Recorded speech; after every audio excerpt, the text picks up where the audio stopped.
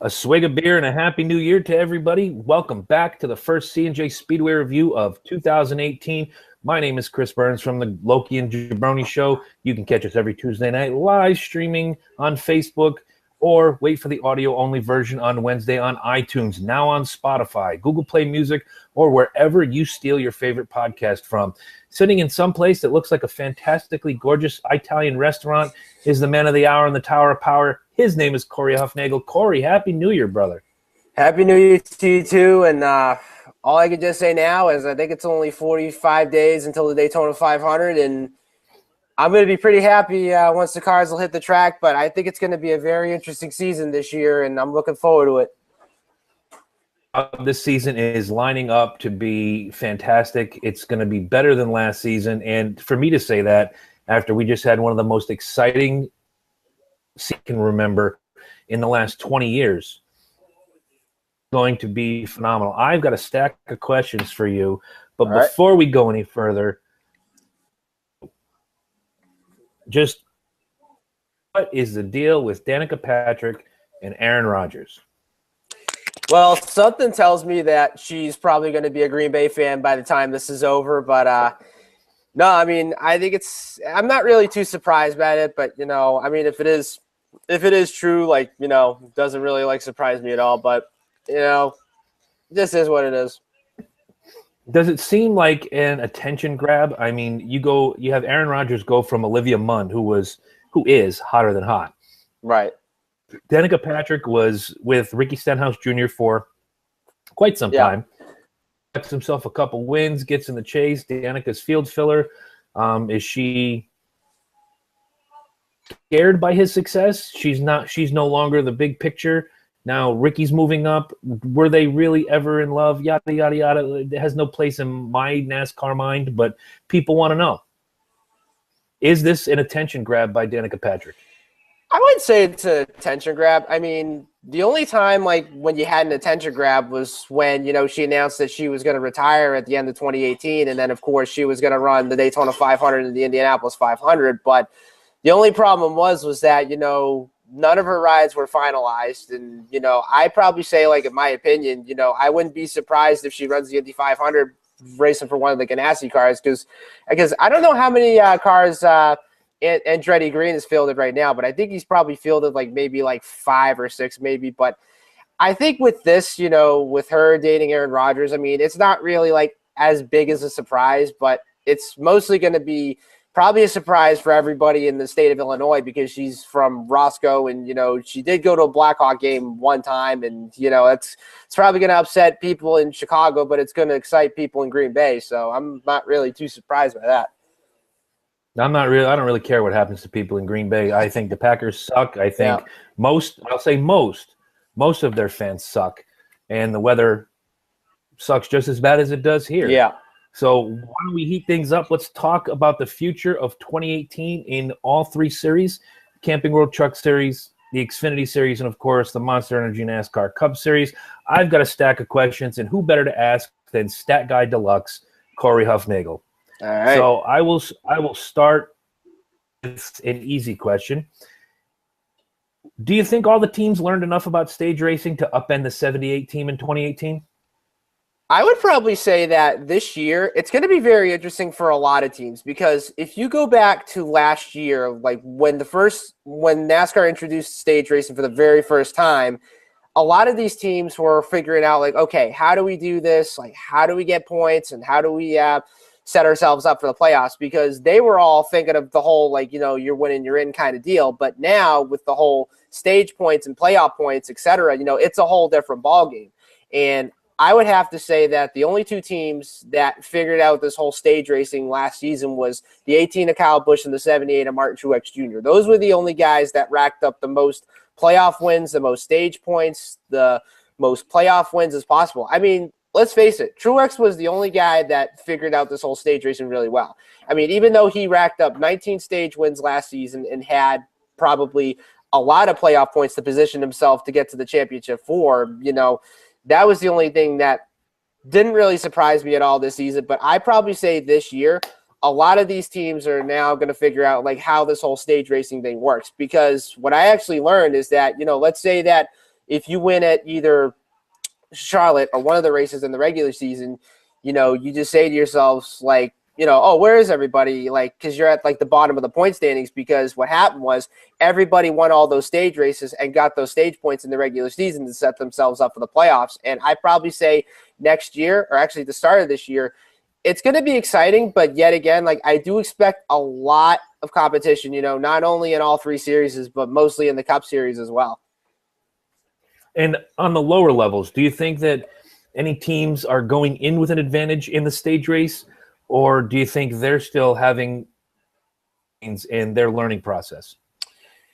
I think with the Truck Series and Xfinity Series, I would probably say like those series will probably be figured out pretty well, But not only that, like, on the Xfinity side, you still had the Cup drivers that took home some of the stage wins and everything. But now with the Xfinity Series and the Truck Series new rule of running 7 in Xfinity and 5 in the Truck Series, I mean, yeah, you're going to see a couple of Cup guys running the races this year, but you're probably not going to see a lot of them. So that'll give a perfect opportunity for the Truck Series regulars and the Xfinity regulars, to rack up the stage points and stage wins to position themselves in the playoffs coming up as well. Okay, fair enough. Second question. This one may take you a little while. Will Toyota continue to run roughshod over the entire field in the Cup Series? I would say so. I mean, now that Chevrolet debuted their new Camaro Z8 or whatever it is, I mean, yeah, to keep this in mind, like, I wouldn't be surprised if that manufacturer gets a good start in like the first couple of races. But I would say that the only Toyota team who I think is going to be the one to watch for this season is definitely going to be Joe Gibbs Racing, because the reason why I say that is you look at their roster. I mean, you look at on the Cup side, you got Eric Jones, you got Denny Hamlin, you have Kyle Busch, and Daniel Suarez. Those guys, I do expect them to win races this year, and I expect all of those guys to make the playoffs. I mean, you look at Suarez, I mean, yeah, this was his first season, in the Cup Series, didn't really know he was going to run full-time in Cup, but I probably say his second season he's going to figure it out pretty well. And then you got Eric Jones, who drove for Furniture Row last year, almost won the race at Bristol, won Rookie of the Year honors this past season, and I think, he's going to be in the best ride possible, and I think he's going to win probably 1 or 2 races, maybe even more, driving the 20 car this year. And then, of course, Kyle Busch, I expect him to be the best as always. Hopefully he'll go to the championship 4 again, because that team came pretty close last season, to win the title. But then you look at the Xfinity side. The Xfinity side is going to be very interesting this year. So not only you have Christopher Bell and Brandon Jones, who are going to be running for the championship this season, but you look at the guys that are going to be running part-time, in the 18 car. So you look at guys like Ryan Preece, who's going to be running a couple of races this year. I think he's running like 12. And then, of course, you got the guys from the Cup side, which you have Hamlin, Suarez, Busch, and Jones. That Xfinity team on the Gibbs side, it's going to be very interesting this year, because you got Christopher Bell, who's coming off winning the Truck Series championship. You got Brandon Jones, who had a decent season at RCR the last couple of years, didn't really have the best couple of seasons, but I think he's going to be running in a good car as well.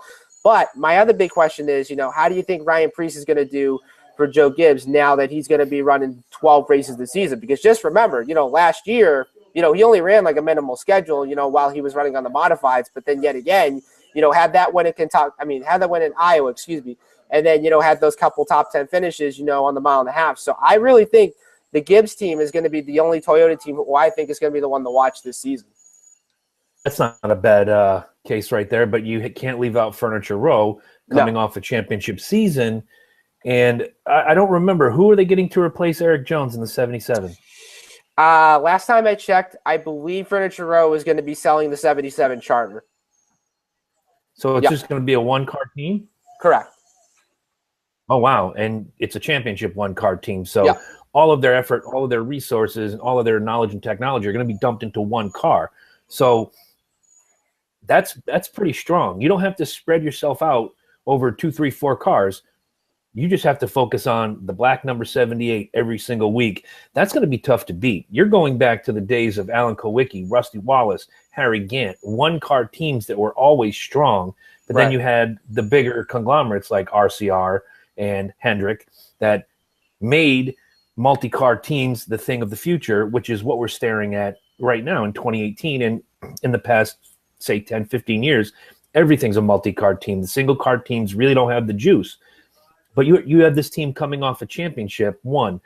Two, a single car team now, so all of their efforts can be focused on one car. Three, a Toyota car. And Toyota has owned the circuit for the last 2 years, if not more. But my opinion, the last 2 years have been Toyota strong all day long. Like that. Tough. Don't like it. You know, you get a little clicker on your TV dial, turn it, go watch tennis. I don't care. But you can't count out. I love your dissertation about Joe Gibbs Racing, but you can't count out Furniture Row. You can't count out Martin Truex Jr. And much like you said, a lot of teams are figuring out. Chevy rolled out their new model for 2018, but I still think Toyota is going to be far and above the class of the field here until Chevy, Ford, and other figure it out. Oh, absolutely. All right, next question is a two-part question. I'll give you part one first. What is going to be the big rivalry of 2018? The big rivalry in 2018. That is a trick question. I would probably say that, the big rivalry in 2018 would have to be Kyle Busch and Martin Truex Jr., because the way that those guys came down to win the championship last season, they were pretty much battling neck and neck. So I would probably say that is the only rivalry that we're going to be watching in 2018, if not, maybe more. Well, it's funny you mentioned Kyle Busch because my follow-up question would be, much like for the last couple of years, is the best rivalry in NASCAR still Kyle Busch versus everybody? I would say so. He doesn't seem to have a lot of friends. No. He seems to take umbrage with any driver that comes near him and wiggles him just a little bit. Yeah. He doesn't like taking what he dishes out. I've said it before, I'll say it again. I'm no fan of Kyle Busch. I don't think highly of him. I think the world of his talent. I think he needs an attitude adjustment, and he's yet to get a real attitude adjustment. Right. I don't mean wreck him and hurt him. I know he had the broken leg at the start of the season 2 years ago. That's terrible. I felt bad for him. I was very glad he got grandfathered in to the playoffs and eventually won the Cup. Good for him. This kid's tree at some point because he just continues to rub a lot of people the wrong way, except for the Joe Gibbs Racing Team. Sports the number 18 gear on their backs every Sunday, whether you're at the track, in Walmart, or watching the race at home. Exactly. All right. This one might be a little more difficult for you. With the retirement of Dale Earnhardt Jr., who will go on to win 2018's most popular driver? That is a very easy question. I mean, but the only thing is that, I can't really decide like which one it would be. But if I would have to pick one right now, I would have to say Martin Truex Jr. Wow. I went the other way. I think there's a lot of people that love Martin Truex Jr., but not that much. Not, in terms of numbers, I don't think his fan base is as large as a Dale Earnhardt Jr. or a Jimmy Johnson or Kevin Harvick or any of the number of the. Is a top guy now. I know we'll never see Kyle Busch win most popular driver. I was going to go the other way. Senior died. Bill Elliott, bowed out. I don't want to be the most popular driver anymore. Right. I'm taking myself out of the voting. And it's been Junior ever since. Yeah. The rise of someone like a Chase Elliott or a Ryan Blaney that's going to become the most popular driver. I don't think I'm going to call them the elder statesmen. Anybody who's been on the circuit for 10 years or more. Your Kevin Harvicks, your Jimmy Johnsons, your Denny Hamlins, Brad Keselowski. None of those guys are going to, because they have their fans and they also have detractors as equally as they love them. Right. But these guys coming in virtually, Chase Elliott full-time this past year for the first time. Ryan Blaney, I think, was full-time for the first time this past year, if not the year before. Can cultivate that fan base and get people. Reminded me of another question. I'm going to write it down while you answer the next one. Okay. I could see a Chase Elliott. I could see a Ryan Blaney. I would even go so far as to say I could see William Byron becoming, not this year, maybe this year it would be like a Chase Elliott or a Ryan Blaney, someone that the fans are already familiar with. Absolutely. Young guys are going to come up, and this really will show that the future of racing is alive and well, especially at this level. And one like Dale Earnhardt Jr., yeah, it sucks. I can't think of too many people who have ever said, I dislike Dale Earnhardt Jr. He was a great ambassador for the sport. However, God bless him, his wife, the kid that's coming, the dogs, the mayonnaise trips, whatever. But I really do think one of those three young guns are going to take that spot and go, you know what, we're the future, and one of those three are going to be the most popular driver going forward. I agree. All right, I got another two-part question while I write this other one down. Part one, is the magic gone for the 48 team? I mean, I probably wouldn't say like it's as gone, but you look at them last season. I mean, of course, like they were almost close to going to the championship four. But if you looked at them, at the start of last season, of course they won 2 races in the regular season, and then of course in the summertime, like they just weren't really as great. But then once at the start of the playoffs, like I didn't pick them to go to the championship four. I bet no one else didn't pick them to go to the championship four as well. But I don't know. I mean, I'd probably say that this year, like, I'm going to be watching that team really closely, like to see, like, if they still have success, in 2018. And I would probably say that if they still have the same results as what they did last season, I would have, Rick Hendrick would have to make a change, crew chief wise as well, at 2019. But I mean, has the magic gone, for that 48 team? I don't think so yet, but I think, for 2018, I think it's going to be a deciding factor of, if they're going to make it to the championship or not. I mean, if they have the same results as last year, it's definitely going to be a time to make a change for next season. Go back and you look at the way his seasons have gone since 2015 and winning his 7th championship. Granted, we're only 2 years separated, but they've been progressively worse. Worse in a bad way. They're downward. The slope is definitely pointing downward. Yeah. I think 2015, he may have hit a stride that nobody saw coming. He was completely dominant in 2015. And not to be vulgar, but did Jimmy Johnson blow his wad in 2015? Yeah. In my opinion, yes, he did. 2016, not a banner year, still made the chase. Not a banner year, still made the chase. He is still competitive. He still has what it takes to run on the top level of motorsports. But in my opinion, see 2018 be pretty much the same. Couple wins here, a playoff run. He may make the top 8. I dare say he's not going to make championship 4. I honestly do think that maybe the magic isn't gone, but it's certainly not as prevalent as it was 2 years ago. One of your statements was funny because the follow-up question, does the Hendrick 48 team need a change, and does that mean they release Chad Knaus from his contract?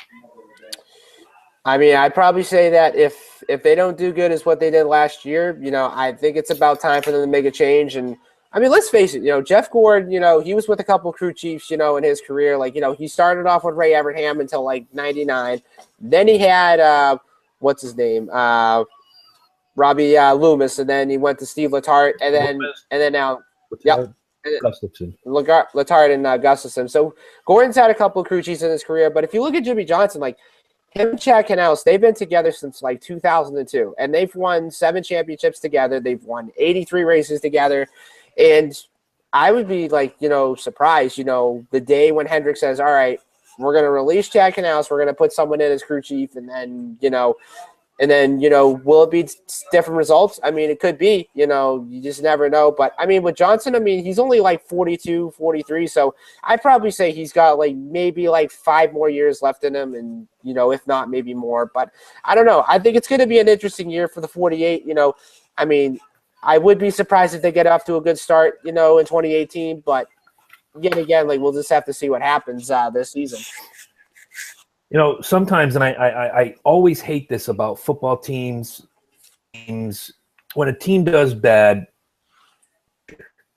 right? As if the manager is the guy out there throwing the passes or hitting the long ball or striking out. Sometimes you just need to change the personnel.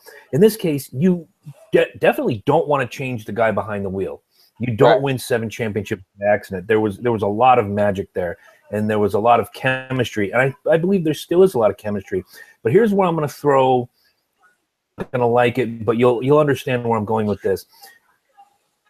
Wins championships, controversy follows. Right. He ends up proving everybody wrong, going down the stretch, holding that trophy up at the end of the season, and saying, you know what, screw you, detractors. And again, I'm going to continue to do it. You can't argue with a success. When you go back to 4 out of those 7 championships, there was controversy. Chad Knaus suspended here. Chad Knaus suspended here. They're going to dock him points here. They're going to fine him money here. And he did. Every single year that happened, he came up and he won big. Yeah. And every year there was some sort of controversy. The problem is they've been – you don't hear a peep about Chad Knaus. You don't hear a peep or rumblings from the garage or from Fox Sports, ESPN that Chad Knaus is cheating and doing this and doing that. You're not hearing that now. Right. So I'm not saying you'll never hear me say, unless it's proven, as it has been in the past. But there's something about controversy in Jimmy Johnson that drives him, no pun intended, everybody wrong. Right. Am I advocating that Chad Knaus, especially with the way the is now, you can't put so much as a butt hair on the back of that car without them finding it. Right. So I'm not advocating that Chad Knaus do anything sideways. I don't advocate that the 48 team or Hendrick Motorsports, by and large, do anything that would cause controversy. But I think that controversy drove both Chad Knaus and Jimmy Johnson. And without controversy, it's kind of a marriage that's on its last legs. I wouldn't mind seeing a change, much like Jeff Gordon had a change, and he rose above again. Much like Kevin Harvick had a change, and he rose up again. Yeah. I love that guy's Metallica shirt, by the way. Big ups to Metallica. Oh, thank you. Bands. But again, going back to the subject at hand, I really can't say enough about between Chad Knaus and Jimmy Johnson. Nearly 15 years. But even the best baseball team, sometimes you play together for 10, 12 years and you just don't have it anymore and you have to make a change. Somebody has to go. And that somebody isn't the guy who drove his ass off and won 7 championships. Right. It's the guy on top of the war wagon. My opinion, if 2018 doesn't pan out, look for Chad Knaus to be and find a new job. Yeah, I definitely agree with that as well. Okay, so the last couple years, every year we seem to lose a big name. Matt Kenseth, Carl Edwards, Tony Stewart, Dale Earnhardt Jr. Is there going to be a big name driver in the Monster Energy NASCAR Cup Series to retire at the end of 2018? I'd probably say this year, you probably won't see any big name drivers retire, unless they decide they want to this year. But I would probably say give them maybe 5 years, maybe more down the road, once they hit their late 40s, mid to late 40s, that's when it's going to be time for them to hang it up, because some of these drivers, they have families, and they're away at the racetrack, I'd probably say 36 weekends in a row, and they hardly don't have time to see him. I mean, there was one time, I think Brian Scott, he retired, I think at the end of 2016, because he was married and he had a kid, and next thing you know, last year he came back, he only ran I think 3 races for Richard Childress. But I don't know, I mean, you look at these guys, we're looking at the drivers, that are from 2002 to probably 2007, and you look at guys like Johnson and Harvick and Truex and all those guys that have been around since the mid to late 2000s, and some of these guys are probably around their 40s, to mid 40s, but I don't know, I would say some of those guys right now, I would give them maybe 5 more years, or more. See, I had a different spin on this one. I'm looking at a guy right now who has a 1-year deal, has been a champion, who continues to battle and be up there and be competitive. But when you're on a 1-year deal, you kind of don't have the faith that from your bosses, your owners, etc. If it were up to me, and I'm not saying I want this guy to go, but if it were up to me at the end of the season, I think we've seen the last of Kurt Busch. Right. Because he can't do it anymore. There's not going to be a lot of teams knocking on his door. Right. Former champion, that's fantastic. Yeah. So was Matt Kenseth. Matt Kenseth won it in 2001, 2002. 2003, yes. Kurt was a champion not long after that. First year of the chase, 2005, I believe. 04. So you're talking about now a 14-year stretch. Even Jeff Gordon knew when to say when. Yeah. And Jeff Gordon was a 4-time champion, changed the face of NASCAR completely. Oh, yeah, absolutely. One of those guys that love him or hate him, at the end of the day, you respect the ever-loving snot out of a Jeff Gordon. Kurt Busch, I respect Kurt Busch. I always thought Kurt Busch was a hell of a race car driver. I thought Kurt Busch needed to be a schmuck, but was respectful all the other times. But he's not going to get that big golden nugget, that big ticket, that big dollar contract this year. He's the odd man looking out. When you have Eric Almirola, Kevin Harvick, and Clint Bowyer that are semi-young gun. Eric Almirola, young gun. Clint Bowyer somewhere in between. Kevin Harvick, elder statesman. Yeah.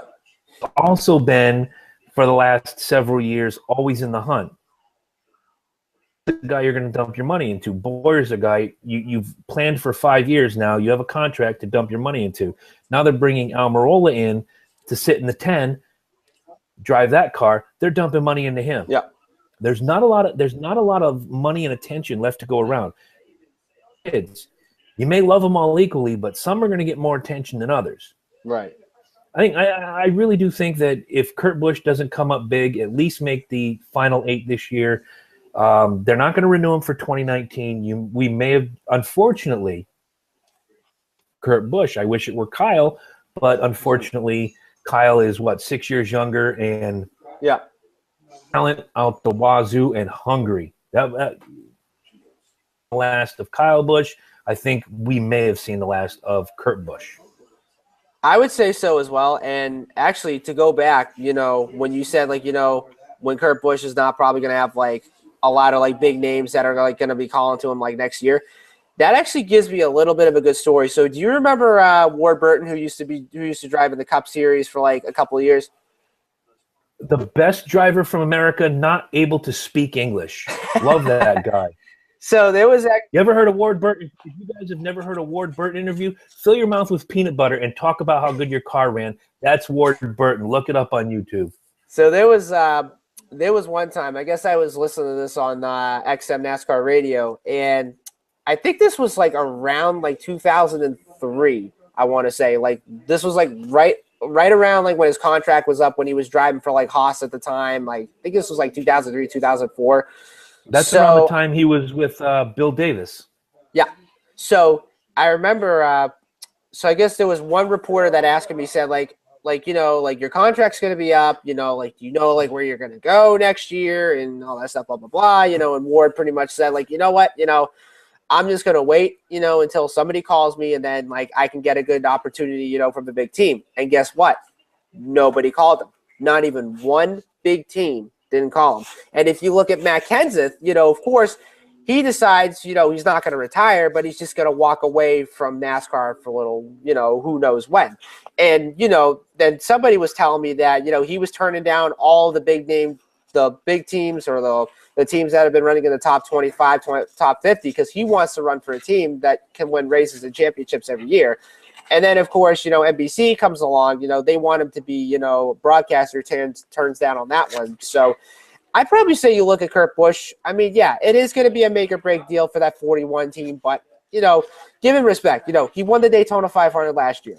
They made the playoffs. They just didn't really do as great once the playoffs started. But I would probably say that if he doesn't do a really good job or doesn't win any races or a championship this year, don't be surprised if Stewart-Haas brings up Cole Custer, because right now he's only in his second year at Xfinity. he's bringing up, you know, he already won at Homestead like at the end of last season, and you know, and who knows how that team's going to do this year as well. So I don't know. I mean, I do expect a lot of big things out of Kurt Busch this season. I think you may have had Jeff Burton and Ward Burton mistaken a little bit, because I don't think anybody in their right mind would offer Ward Burton any sort of broadcasting contract, considering he sounds like Larry the Cable Guy on meth. Jeff Burton, who we see on the NBC broadcast booth, does a fantastic job. And just like his brother, Ward and Jeff were hard-nosed race car drivers. Yeah. Won a bunch of races. They were popular. They were never anybody you went and go, oh, I hate Ward Burton. You don't hate Ward Burton. You want him to win so you can hear him talk. Right. Jeff Burton, you want him to win because, by God, he just fought and fought and fought. Yeah. He didn't give up. Basically hung him out to dry. And all the sponsorship was gone from the car. They already had Carl Edwards waiting in the wings, had his fire suit on, ready to go. RCR called. He kept winning races. It was a beautiful thing. So in that scenario, in that situation, I totally agree with you. I don't know much that Kurt Busch had a bad season this past year. I think he deserved more than a one-year contract. Yeah.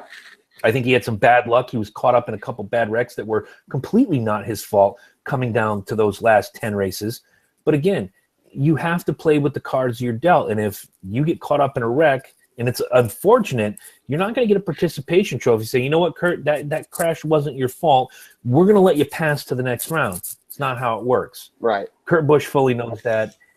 And we all know that as NASCAR fans. So lay the blame of 2017 on Kurt Busch. Again, he came out of the box hot, won at Daytona for a while, then he slipped. But again, you win and you're in. Now what?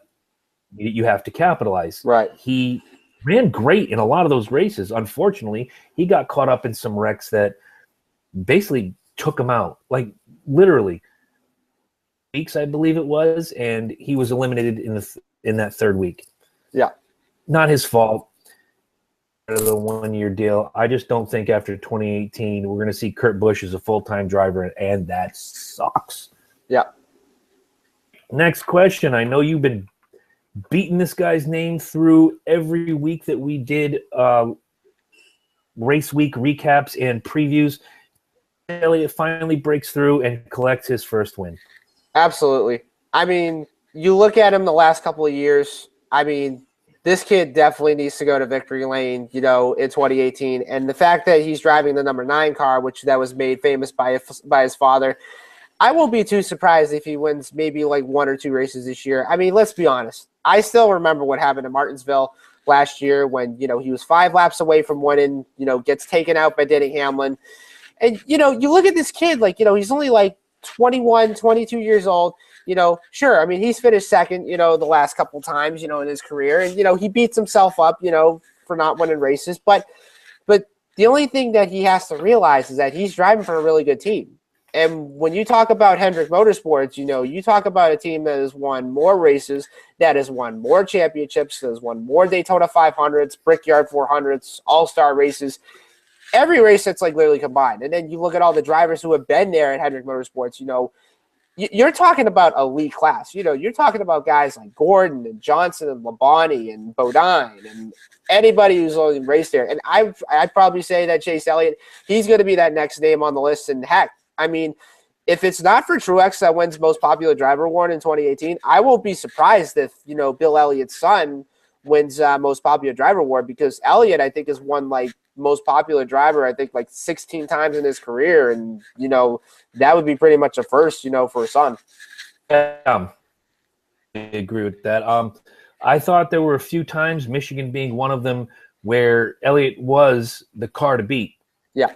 And again, rookie mistakes to him. The car handled a little wrong. He didn't know how to bring it back if it was blowed up on the wall. I don't think he lost those races being beat by other drivers. I think he lost those races being beat by himself. Yeah. I think he's learned just enough. You have to learn a lot. Considering that your father, like you said, is Awesome Bill from Dawsonville, champion, 16 times, most popular driver, The first winner of the Winston Million, back when the Winston Million was a thing. Competitive pretty much up until the day he decided to give up full-time racing and only come in and do 12 shots a year, and then down to 6, then down to 3, and then we just didn't see him anymore. Right. It was learned just enough. Okay, here's what I did wrong. And I know not to do that again. There was the one race where he was battling nose to tail with, I want to say it was Truex. I think it was. And he was running. Chase had the line. He had the line. 2 laps to go. He eased up just a little bit off that preferred line that he's been running and owning and dominating. Truex just slid by him and won the race. Yeah.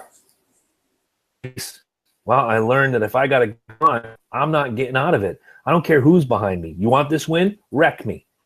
Yeah. Or pass. Don't give up your line. Right. I think doesn't win by the time we reach the All-Star race. Problem curve. He's really got to shake it down, maybe do some additional testing, maybe go out on a Tuesday like some of the guys used to do, rent out the old Rockingham Speedway, just get out there, turn laps, figure out a line, get it done. Yeah. Through if he's learned something. But again, I'm giving it till the All-Star race in May. If he hasn't collected a win by then, that's the problem. Absolutely. All right, next question. In your opinion, who has the upper hand in the Xfinity and the Truck Series race before the green flag even drops?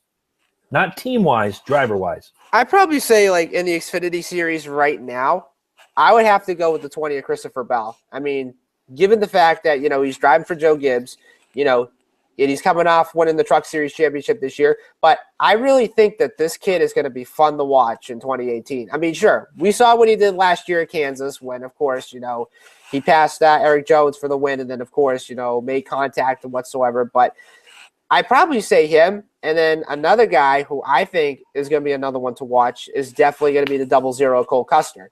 Now, he's going to be another one who's going to be fun to watch. I mean, of course, had that dominant win at Homestead, pretty much just flat out killed everybody, like the whole entire field. But he's another one that I think is going to be the one to watch as well.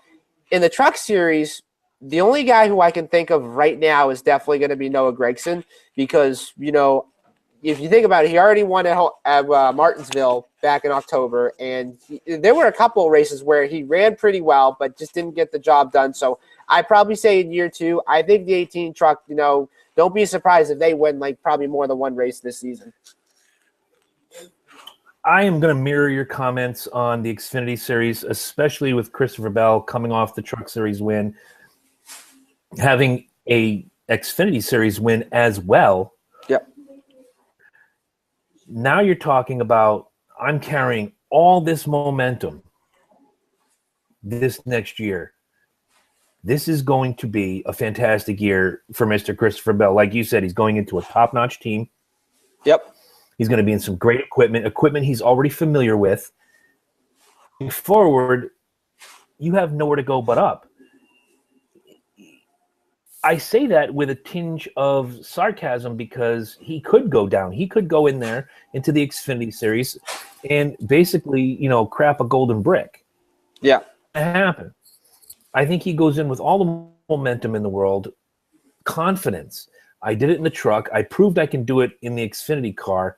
Now watch me work. The Truck Series, I have maybe a different answer, and it's going to come down to who has the upper hand, either Austin Cindric or Kaz Grala. Those 2 young guys are just going to put the beating on everybody. It's going to be much like watching Martin Truex and Kyle Larson throughout the regular season as we did this past year in the Cup Series. Those 2 guys are going to just snap necks and cash checks. Obviously you're going to have the Matt Craftons, the Johnny Sauters. Chase Briscoe is certainly going to be up there, but he's not an old name, whereas Sauter and Crafton are grizzled veterans. Right. Austin Cindric and Kaz Grala, from what little I watched of the Truck Series, class of the field. Christopher Bell, who, as we all know, basically dominated the season, walked home with the championship, and has now said, you know what, I've climbed this mountain. I'm going to go over there and climb that mountain. So I think, our answer in the Xfinity Series was the same. The trucks, we are maybe just a little bit off. Not a big deal. Kyle Larson. Stay hot, or has his flame already fizzled? Well, I'd probably say that Kyle Larson, he's going to be another one to watch in 2018, but I probably say that team is going to be a lot better, and they're going to run a lot faster, and they're going to win more than what they did, last season. I mean, you look at them last year. I mean, yes, they should have gone to the championship could have won the championship. Maybe, I'm not really sure. Had they not had that engine failure at Kansas, they could have made it to the championship probably a little bit behind, Martin Truex whatsoever. But I probably say this is going to be a year where not just, Larson's going to be a one to watch, but also I do expect Jamie McMurray, to be a one to watch as well. Because, let's face it, I do expect Ganassi to run pretty dominant. I do expect them to win races this season. And, and hopefully both of them can make the playoffs. And not only that, it was also announced that Doug Ducart, who worked at Hendrick Motorsports the last couple of years, he's going to be working for Ganassi this season. I think is one of the team's directors, if I'm not mistaken. But now with you have Ducart coming on board, a guy who's been with Hendrick Motorsports the last couple of years, I wouldn't be surprised if he could turn that whole team around and basically be the class of the field, in 2018. Oh, wow. Good call on your part. Yeah. I don't think Kyle Larson's done. I think that what we saw this year was just the tip of the iceberg. He's got drive. He's got determination. He's got wins under his belt. Whereas the year before, always the bridesmaid. Yeah. A friend of mine, Chad Hatfield from Indiana, who I'm going to link him to this show, and I'm going to tell him to watch all the way through. I hope he does. Larson, we had on the Loki and Jabroni show a Jeff Gordon tribute episode when he retired. Yeah. And I put him on the spot. I said, Chad, you got to pick. Your guy's gone. He's like, it's too easy. It's Kyle Larson. He's just like Gordon was when I took Gordon on as a driver after the death of Alan Kowicki. He's the young upstart. He's got nothing but potential. I can see big things in his future. That next year, I would get text message after text messages. Why is he always the bridesmaid, never the bride? So when he broke through this season and started taking a couple wins, and Chad absolutely was thrilled. So other fans were thrilled, especially after when it said out loud, "This is it. This is my last year. I'm not doing this anymore. Right. Thank you. I love you. I'm out." Who's a Dale Earnhardt Jr. fan said, "You know what? I'm going to go with Kyle Larson next year. That's my guy." Why? I asked her why. He's got tremendous upside. It's not like I'm jumping on a championship thing. Remind me to go back to that championship thing you were talking about with Hendrick and the most titles and the most this and the most that, because there was something that came to my mind. See certain fans going sideways, but back to Kyle Larson real quick. I apologize for going off track. Kyle Larson has so much upside. He's not one of those guys like Harvick was an unproven commodity. It took balls to sit in that seat after Senior died the week before. Yeah. I don't care what numbers on the car. I don't care what paint was on the car. You knew belonged to Dale Earnhardt Sr. Yeah. Took balls to get in that car. I already knew that day. Speedway. I was watching on television. Retires. That's my guy. No questions about it. Because I wasn't a Dale Earnhardt Sr. fan. I chose somebody with upside. I could have went the easy way, waited for Rusty to bow out in 2005 and say, oh, wait, Matt Kenseth, he's hot. I can go with him. Or Jimmy Johnson. Oh, God. Strike me dead for even thinking of it. But, I could have went that way. The upstart. And I think that's where Angela and Chad both went. Now, you said something earlier in regard to was Christopher Bell. Yeah. Won so many championships. And Chase Elliott, sorry. Yeah. And William Byron, because they're running for Hendrick. Yes. Most this and the most that and most that. As a Yankee fan, sick and tired of hearing, I'm a Yankee fan. Keep in mind when I say this, I get sick and tired of hearing about how many rings. I get sick and tired about hearing about how many this and how many that. how good was your last season? You know? Yeah. And I piss off a lot of my fellow Yankee fan friends. Like, oh, we're still the best in 27 rings. Great. How did we do last season? Out to the World Series, and we failed. You play to win the game. If you're not hoisting the trophy at the end of the year, guess what? You're just another loser. Just like I said after the Super Bowl, ready, focus, another loser. Yeah. One team rose, and the other team has to go home with their head between their shoulders. The most this and the most that. Yes, they're successful. You can't, excuse me. Yeah. You cannot take away past successes, but you can't rest your hat on it. And for Elliott or William Byron to say, well, I'm a champion in my heart because I'm with the team that won the most this and the most that, you're setting yourself up. You're going to lose. You're going to fail. Kyle Larson, the kid, he's with a team that is not elites, but has always been competitive. He himself is wildly talented. His crew is fantastic. And he's out there and he's battling every single week. He's that guy you see. If you flip on your TV, you've been gone for 2 hours. Hey, I just got home. The race is on. Let me see. You already know when you turn that on, you're going to see the 42. Oh, yeah. If he's not, there's a reason, because he got caught up in a wreck, or it's never because an engine can malfunction for a number of reasons. Right. But it's never anything that I've never heard of him over revving the engine. I've never heard of him blowing an engine because he's overdriving the car. He knows the limits of what he's doing. He makes success out of it. Put a bow on this topic. In the championship for this year. I would say so too. I mean, all I can just say is he's definitely going to have a better year this year than what he did last year. I mean, yeah, of course. You know, he pretty much came one race away from advancing to the next round. If not, you know, he could have made it to the championship four, but I do expect a lot of big things out of Kyle Larson this season. You know, I think those guys are going to get off to a great start. You know, hopefully they can win a couple races, you know, to set themselves up for the playoffs. But it's going to be a very interesting year, and especially with that 42 team, you know, no matter what track, you know, they raced on, like, or where they won at, like, you know, for instance, like Richmond and Michigan and anywhere else that he's won at before. Like, it's going to be fun just watching him. Mm-hmm, absolutely. This one is a 4-part question, and I'm gonna walk you through. It's just gonna be real quick. Okay. Boom, boom. If you want to expand on it, feel free. Okay. Neither of us hit the Powerball this past week. Neither of us hit the Mega Millions last week. So there's no chance of us going to all 36-point races as well as the non-point races. So we spend a lot of our time in front of a television or listening to a radio. Yeah.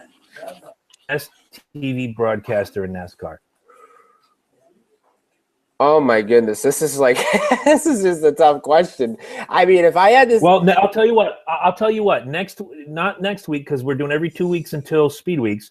You come up with questions, and I'll sit and go, "Oh Jesus, what did I do here? Well, what am I?" You come up with the questions.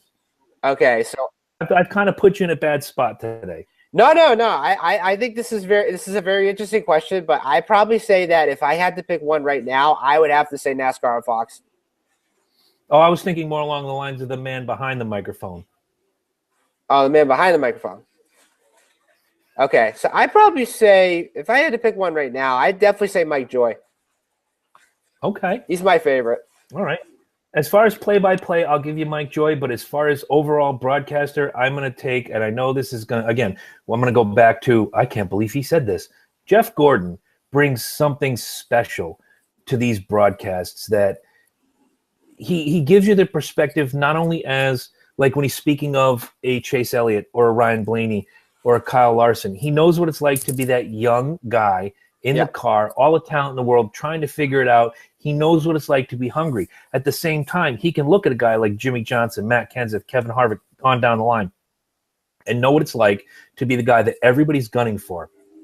Look at a guy like Kyle Busch and know, as many people love me, there's an equal amount that hate me. Yeah. to be in that position. And he brings that to the table much more. And I love Jeff Burton. Yeah. They, over 17 years, have kind of soured on Darrell Waltrip because it seems like Darrell Waltrip is selling Darrell Waltrip and not NASCAR in the race that you're watching. DW is selling DW. Is far and away Mike Joy, class act, play-by-play. But if you want good color commentary, there's nobody better than Jeff Gordon. Yes, I said it. Mark your calendars. January 3rd, 9:31 p.m. I said something nice about Jeff Gordon twice in one episode. This is fantastic. And actually, before I interrupt you there, when I first heard that Jeff Gordon was going to be on NASCAR on Fox, I thought that was a great pick. And I said to myself, he's going to do a lot of good things for the sport, not just, NASCAR, but mostly like television, and NASCAR on Fox. And I think, with him being with Mike Joy and Darrell Waltrip, I thought that was a great pick. Oh, without question. Now, the MRN or PRN that you listen to, but the best radio broadcaster. Oh, by far it would have to be Dave Moody. Oh, the Godfather. Oh, yeah. Amen.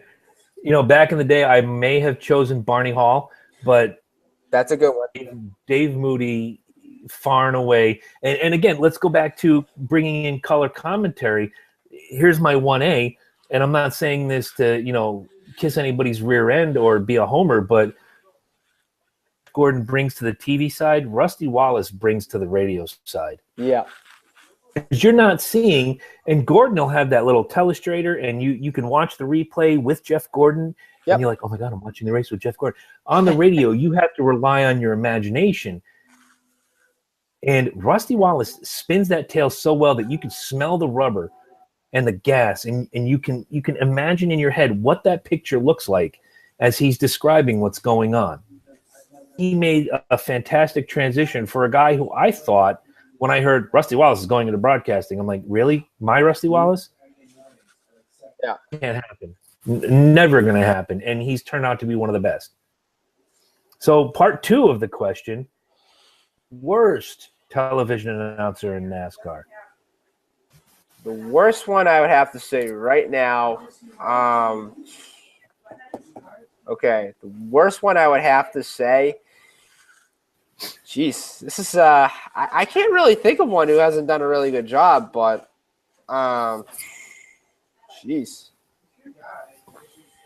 I mean, I probably say that, I probably say like the whole driver broadcast. I mean, don't get me wrong. I mean, I thought it was good, but it just didn't really kind of fit because I didn't watch the race that day, but I'm sitting there and I'm watching, I'm going like, these guys who were either doing like the play-by-play announcing or the pre-race thing, they better get it right. I mean, and you had those guys that helped them. I mean, that's the only one that I can pretty much think of as of right now. My original answer to this question, until I really thought about it, he's not really an announcer. He's kind of that, let's throw it to this guy. Originally, I wanted to say Rutledge Wood, but Rutledge is the on-the-spot, hey, let's go down here and see what they're cooking in the infield, and let's see what Delana Harvick is wearing. I don't know his name offhand. The announcer is so dry and so terrible. Okay. He reminds me a lot of Jerry Remy on the Red Sox broadcasts. You just want to put a nail through your eye. I'm going to look his name up right now because I want to know the answer. Is he on Countdown the Green? No, he's the main announcer on the NBC broadcast. Oh, I think it's Rick Allen. I think you are right, and not the one-armed version of Rick Allen. We're talking about the racing announcer, Rick Allen. Bonus points if anybody got other than Corey and Eddie. Right. So maybe someday we'll give away like free stuff. Yeah, when I first heard that Rick Allen was going to be the lead announcer. Rick Allen is 100% correct. Yeah. When I first heard that he was going to be the lead announcer to NBC, I thought to myself, okay, great, but I was expecting somebody better. Like a guy like Alan Bestwick or maybe Bill Weber, but they pretty much fired him. Wouldn't it have been great if Bob Jenkins came back? Oh, that would be the awesome. voice of NASCAR for 15, 20 years. That'd be very the guy from, oh my Lord, every important race ever in the history of ever from 1985 till 1999 was called by Bob Jenkins. Yep. Somebody needs to give him a job now. And you know what's actually interesting? Get rid of. Actually, what's actually interesting was that whenever somebody was like when NASCAR was like going somewhere, like he would go to like a dirt track or something or like a midget track or whatever. He would watch a race over there. He would come back to like the NASCAR guys the next day, be like, "Hey, I was just watching this midget race, last night. There was this guy that I think is gonna be really good. His name's Jeff Gordon and stuff, blah blah blah." So, but yeah, I mean Bob Jenkins. I mean, yeah, if NBC would have picked him, like that would have been fantastic. Between Bob Jenkins and Jimmy Spencer, they found more guys on the lower levels on the state and regional level. You talked about Jeff Gordon. Let's talk about Matt Kenseth. Let's talk about a young gentleman from the town that I work in, Middletown, Connecticut. That's how they found Joey Logano. I went to this race. You should see this kid. And somebody decides to get on a plane or a helicopter and go find these guys and say, you know what? They might have something. Thanks, Bob. Thanks, Jimmy. Right. And done. Bob Jenkins easily should be, but I choose Rick Allen. I don't want him to lose an arm, but I certainly don't want him to be in the broadcast booth this summer. Right. So, radio announcer. Worst radio announcer. Whew. I would probably say the worst radio announcer I would have to think of would have to be Pat Patterson. Amen. Yeah. Amen. Now, if any of you guys out there watching are wrestling fans, the first thing you hear of when you hear Pat Patterson is one of the stooges for Mr. McMahon back in the 90s. Yeah. But for me, the first thing, I have to deliberate. It's like, which Pat Patterson do you mean, wrestling or racing? Oh, fuck that. Oops. Screw that guy. I'm not a fan of Pat Patterson, the race announcer. I'm glad you said that before I did. Yeah. More questions, and we can put a bow on this episode and come back in 2 weeks, and you can put me on the hot seat. All right. The most important question: can Truex repeat? Yes, I think this is a team that can repeat this year, and can they do a lot better than what they did last year? I mean, it's possible, but now that you lost that second team, you sold the charter to somebody else, etc.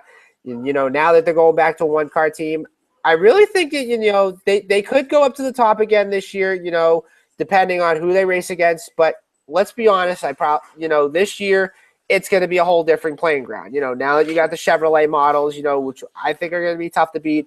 And then, of course, you got Joe Gibbs, which I think their drivers are going to be a one to watch. You look at Team Penske, of course, they added their third driver. They're going to be fun to watch this year, with Ryan Blaney coming in the 12 car. And then, of course, you got Menard, who's going to the 21 for the Wood Brothers. So it's going to be a very interesting year. But I would say that if Truex repeats as champion, I won't be too surprised because they had a better success last season than what they're going to do in 2018. But I do expect a lot of big things out of them. Hopefully, they'll get off to a strong start than what they did, last season. But other than that, it's not going to be surprising if Truex is going to be dominant in 2018. When you bring up the 12 car, it'll never be as awesome as it was when either the Ryan Newman was behind the wheel or Jeremy Methfield. I love me some Jeremy Methfield. God love him. Can Truex repeat? My answer is yes. He obviously showed in 2017 when it comes to the stage racing, he's got it down. When he needed to be big, he was the first and, dare I say, the only one that ran every stage like it was the last laps of the race. You saw the Kyle Bushes, the Kevin Harvicks, the Jimmy Johnsons start to figure it out. Anybody is going to catch Martin Truex when it comes to stage racing. The only person that's going to beat Martin Truex in 2018, or maybe some mechanical failures, or maybe some crap luck going into big races like Daytona, Talladega, Michigan, Darlington, where that one wreck takes out 12 cars, and oops, I'm in the middle of it. Yeah. Truex put himself. Peak champions in the last 17 years. Yeah. Oh, 2018 now. 20 years. Jeff Gordon, Jimmy Johnson. Yes. This is the year I think we're going to see a repeat champion. I think Truex has exactly what it takes. Do I necessarily want Truex to repeat? No, I proudly wear number 4 gear. I would love to get some more, championship love. But why can't it be the one my daughter roots for? She's been a Martin Truex fan ever since the stupid Napa Know-How commercials with Mikey Waltrip. Yeah. He picked her driver. And you know what? Hey, maybe I'm going to take her to Vegas and say, you know what? Hey, pick the color of the logo on the baseball team so I can bet on the World Series ahead of time. But, yeah, Truex, I think, is going to not walk away, but he's certainly going to separate himself from the field. Absolutely. This one got in here, but this one says, when are you going to take down that stupid Jimmy Johnson photo you have in your original recording area? Because we've been asking you about that for weeks and weeks and weeks. Well, that's going to be a work in progress. I mean, Do I have to get you a picture to put up there in place of the Jimmy Johnson? No, you don't have to. I mean, I'm going to try and find something to replace it. Soon. I don't know what it's going to be. I don't care if you put up a poster of Johnny Depp. As long as Jimmy Johnson is not in my line of sight 36 weeks this year, I'll be happy. Actually, I don't care. That was just a goof to lighten the mood. And for the first 2018 C&J Speedway review, Corey, pimp away whatever you need to pimp. All right, so follow me on Twitter. I'm on NASCAR Indy. Go to my website, NASCARindy.org. We're also on Twitter. Oh, no, I actually said Twitter. Actually, we're on Instagram, NASCAR IndyCar. Follow NASCAR IndyCar Central on Facebook as well. So I don't know if you know this, but I got a few things I got to show you. So under this sweatshirt, whoa! It's a family show. It's a family show. So under my sweatshirt, I got this Alabama T-shirt, and let's just say that I'm celebrating. I'm just celebrating Alabama's win the Sugar Bowl, and now they got to play Georgia in the national championship on Monday. And Chris, prediction: who do you think wins the national championship? Oh, I was prepared for this because I've been watching your Facebook for the last week or so. I have a soft spot in my heart for the Georgia Bulldogs. I've seen some great players come up through the program, and back in 1862 when I lived in Georgia, I went to a few of the Bulldog games that were held at the Georgia Dome. Yeah. So I have a big soft spot in my heart for them. I cannot ignore Alabama has been this year. I am an anti-SEC guy. I'm not a guy who usually rolls over and says the SEC is dominant, all this, whatever. Ohio State proved you wrong years ago.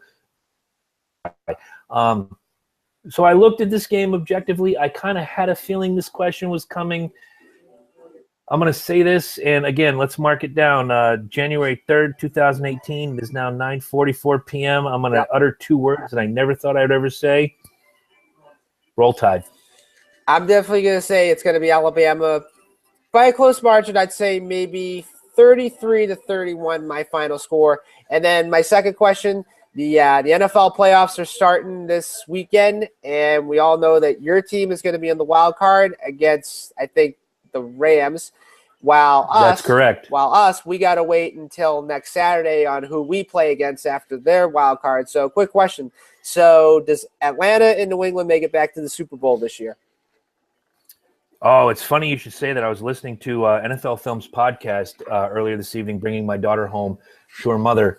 And question, and I look back, and Rams team is the same team that basically 99% of it was the same team from 2016. We ate their lunch, kissed their wives, and left them crying in 2016. Top notch. Our offense needs help, but I think Atlanta moves on. There's one team I'm afraid of in the entire NFC playoffs, and that happens to be Loki's Minnesota Vikings. in a real vulnerable position right now because Carson Wentz is hurt. Nick Foles is not. He's not a playoff quarterback. And you find this out coming down the stretch. It's not the time you want to find out that this guy doesn't have the chops. Right. Do we meet? Excuse me. Wow. Do we meet again in the Super Bowl? My prediction at the beginning of the season on the NFL preview was Pittsburgh and Atlanta. To that, because I think Pittsburgh is, if Pittsburgh and New England play each other, they're going to want revenge. Yeah. The catch wasn't a catch. Sorry, Pittsburgh fan. Right. That was not a catch. Yeah. You did not get jobbed by the referees. You did not get jobbed by the Patriot machine, whatever that means. I heard that so many times. Right. Lost fair and square. It doesn't mean you're not the better team. Am I saying Pittsburgh's better than New England? No. I think Pittsburgh is superior than New England. Yeah. I'm sticking with Pittsburgh, Atlanta, but I'm saying that with a little star that if we should happen to face the Minnesota Vikings, I'm pretty sure that I'll be wearing purple and gold in the Super Bowl rather than black and red. See, I probably say for me, like, I do like our chances to go into the Super Bowl. In fact, they had the odds, I think, a few days ago. They said that the odds of us going back were pretty much 2-1. So you look at our side on the AFC, like, we got a really good shot. I mean, the only team that's going to be tough in the AFC is definitely going to be Pittsburgh. So I like our chances of going back to the Super Bowl. However, my Super Bowl prediction is definitely going to be New England, Minnesota. That's the only team right now in the NFC that I can think of. And, let's face it, if we play Minnesota in Minnesota, that's going to be even tougher. But I think it's going to be very exciting. Do you think it's probably going to be the same as last year? I don't know. But hopefully the Super Bowl will be a lot interesting and it'll be a lot more exciting. And hopefully the halftime show will be very interesting as well. The halftime show is never going to be interesting until they stop. Until they stop with these cookie cutter BS, and it's cookie cutter because it's safe. Ever since back in 2005, you're never going to have a cool Super Bowl show again. Right. The Who, Lady Gaga, whatever. I wasn't a fan of Lady Gaga's performance. The best thing about her performance was the jump, and I was hoping that the cable snapped. I really wish that would happen too, but no. Unfortunately, only thing that snapped in the Super Bowl last year was the offensive calling on the Falcons side. There's no reason, but, hey, I tip my cap to you and to Eddie and to all Patriots fans. Come back. Anybody who says it was a choke job, let's not forget you have the best fourth quarter quarterback in the history of the game. Yeah. Stop calling it a choke job. And if you're a Saints fan, lick my butthole. Stop referencing 28-3. You guys can crawl into a hole and kiss each other like you're from Arkansas. I really don't care. Question for you before we go forward. Obviously, you're wearing your Bruins shirt. Team's not looking super great this year, but we've looked good as of late. What are the chances of making the playoffs for the old black and gold? I'd probably say we have a good chance. I mean, I haven't really watched a lot of hockey this year, but hopefully, we can have a good stretch, from now until April. And other than that, I mean, do I see us making it to the Stanley Cup final? I don't know. I mean, Pittsburgh is going to be pretty tough, and then anybody on the Eastern Conference is going to be tough as well. But, I like our chances, but we'll just have to see what happens. I like your style. And as far as the Eastern Conference is concerned, or this division, and screw the Penguins. Yeah. Thing I want to plug, and it's going to go hot pretty soon if it hasn't gone hot already. And I'm hoping to get maybe some up there. The Loki and Jabroni Show store is going to be opening soon at www.cafepress.com/Loki and Jabroni. Get your T-shirts, get your bumper stickers. There's going to be many other items coming out as well. Hopefully flasks, beer mugs, steins, pint glasses, panties for your lady. Who knows? Whatever you can think of, Eddie Focus is going to make it. On top of that, I'd love to see a C&J Speedway review shirt. I'd certainly wear one to wear it to the races, etc. Yes, so forth. Definitely. We'll put links up And if you want to help this podcast, it's all part of the Focus Digital Network. Buy a Loki and Jabroni Show shirt. Maybe we'll put up some C&J Speedway review stuff. That's all up to Eddie. Mystical genius, because I can see him hidden in the thing, and he's watching us now. I'm waiting for the smile to break. But he's the catalyst for everything that, digitally you see, from music to everything. And it was the Cafe Press gimmick was something that him and I talked about some time ago, and he made it a reality. So, big things are coming up for C&J and for the Loki and Jabroni Show in 2018. Some things we can talk about, some things we can't. I know, Corey, you've been working on something big, and hopefully that'll come to fruition.